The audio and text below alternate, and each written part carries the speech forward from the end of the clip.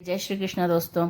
ये देखो मैंने नहा करके क्या उल्टे सीधे कपड़े पहने। ऊपर तो पहन रखा है ब्लैक और नीचे पहन रखा है मैंने स्किन कलर की पजामे। ये देखो एक्चुअली क्या है, इसके स्किन कलर का ऊपर का जो है वो मैंने कल धोया था और छत पे सुखाया था, उसको उतारना भूल गई तो वो गीला पड़ा था। और यहाँ देखो मेरा घर कितना बुरी तरीके से फैला हुआ है। एक्चुअली हस्बैंड जो हैं आज सुबह बहुत जल्दी फैक्ट्री चले गए हैं और सिर्फ चाय पी है उन्होंने और 1 कप चाय लेकर के गए हैं। बच्चे मेरे सारे सो रहे हैं तो मैंने सोचा जब तक वो उठते हैं तब तक जितना मेरे से काम हो सकता है मैं कर देती हूँ। तो यहाँ मैं लग गई थी अपने घर को समेटने में।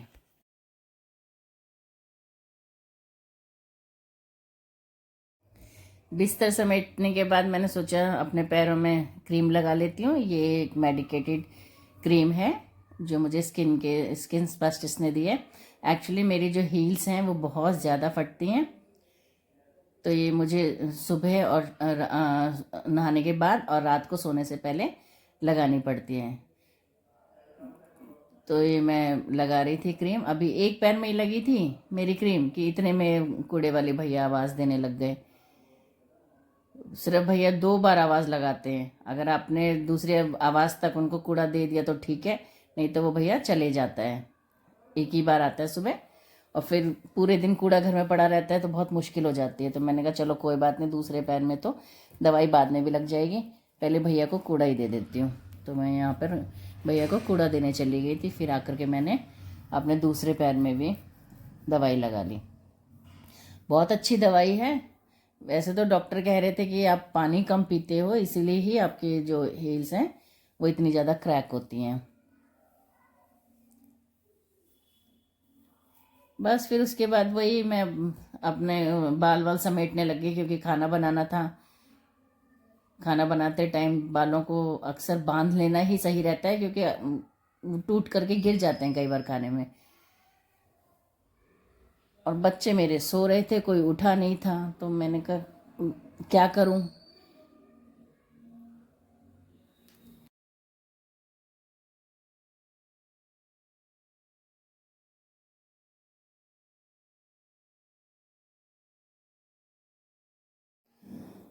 अकेली थी। लाली भी मेरी सो रही थी क्योंकि उसकी 2-3 दिन की छुट्टी पड़ी थी।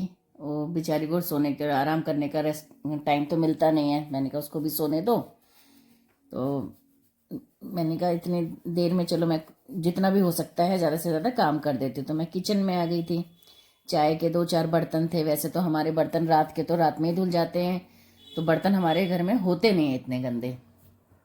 ये सुबह हस्बैंड को जो चाय वाय पिलाई थी उसके बर्तन थे और पूजा के बर्तन थे जो हम रात में नहीं धोए थे। पूजा वाले बर्तन आलस के कारण धोए नहीं थे। तो ये पूजा के बर्तन और 1-2 चाय के जो सुबह के बर्तन थे वो मैं धोने लग गई थी। और तुलसी में जोत हस्बैंड जला के चले गए थे तो वो मैंने जलाई नहीं थी आज।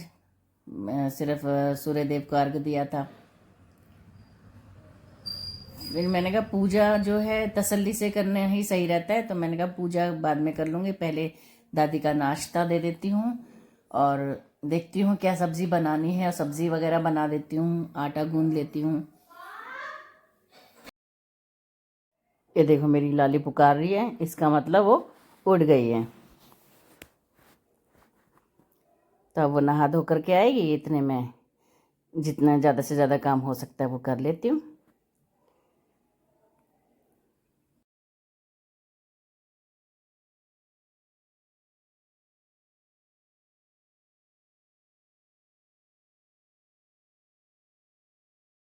बना ली थी मटर पनीर की सब्ज़ी, आटा गूंद लिया था और अब मैं जा रही हूँ दादी को नाश्ता देने और उन्हें पूजा करने। मेरी लाली आएगी, रोटी बना करके खाना पैक करके सबको दे देगी, इतने मेरी पूजा हो जाएगी। और फिर मिलते हैं आप लोगों से दिन में। ये रहा दादी का नाश्ता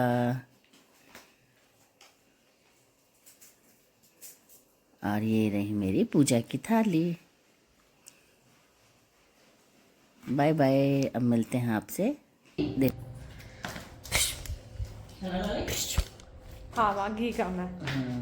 अगर ये पूरा डालेंगे तो ज़्यादा हो जाएगा ना, ये तो बहुत ज़्यादा हो जाएगा। इसको कम कर दो और मतलब खोल के। ठीक है, चलो मैं इसको खोल लेती हूँ फटाफट, फिर भोग लगा लेती हूँ। गरम करके दे देना। मेरे तो 2 रोटी बनाना। क्यों? चावल खाने तुम्हें? चावल बनाओ। चावल मैं भी वही दादी के जाते जाते सोच है ना, चावल चावल खाते हैं। बनाते हैं इसके साथ। ये लड्डू बन चुके हैं जिसमें से एक मैं डकार भी गई।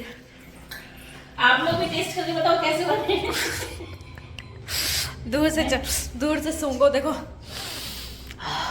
घी की खुशबू आ रही है।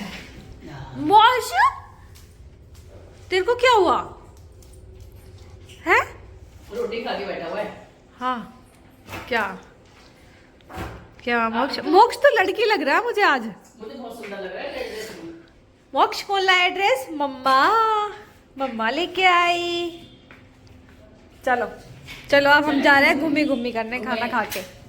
चलो मोक्ष, थोड़ी सी। तू भी चलेगा? इसको भी लेके चले माँ? नहीं बेटा, ये चल नहीं पाएगा बाबू, जगह जगह ना दुखी करेगा। चाय पी लो ना। बुझा दो। बाय मोक्ष, टाटा। ये चाबी